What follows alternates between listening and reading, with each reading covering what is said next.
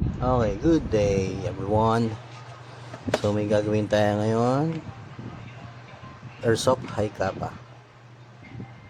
So ang problem nito kapag mga last shot na ng magazine ay nagra-rapid fire. Kala mo may full auto.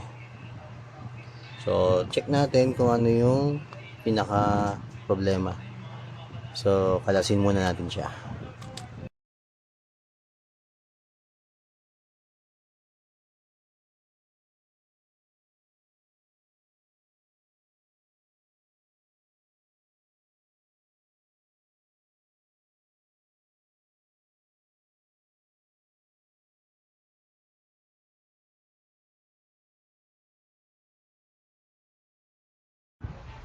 So yun, upon checking, no, napansin natin na sira na yung pinaka connector, no? So ayan kasi yung pagka lumalabas yan, kinakasa mo, tas pumapalo yung slide.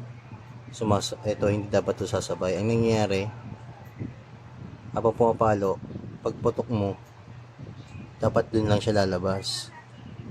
So kasi yung nagpapahinto dito, no, hangin, siya yung pumapalo. Yan, ganyan yan. Ngayon, lalabas yun, papaluin to, tapos maglalabas ng hangin dito.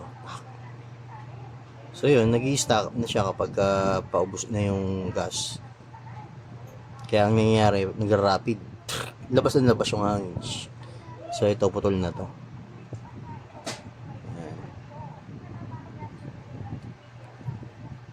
Napakaliit na pyesa lang.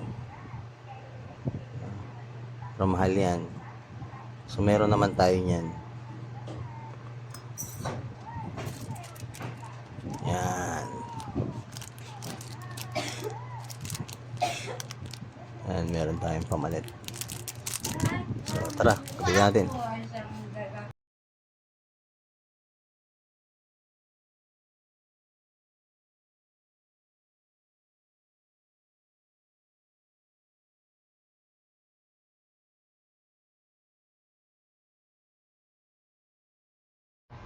So yun, okay naman na, working na siya.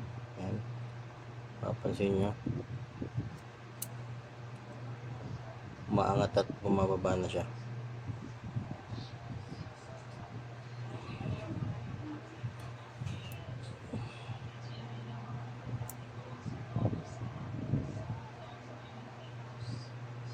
So ayan, so balik na natin.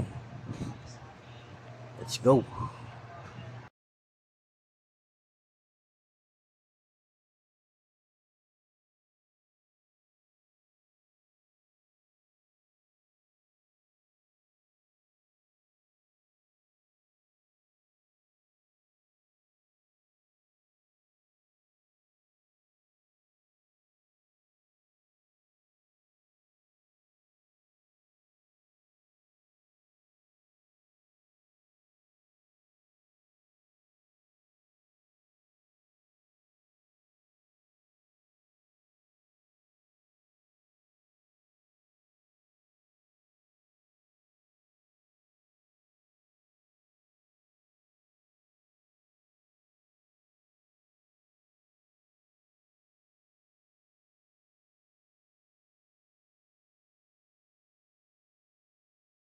So yun, okay na siya.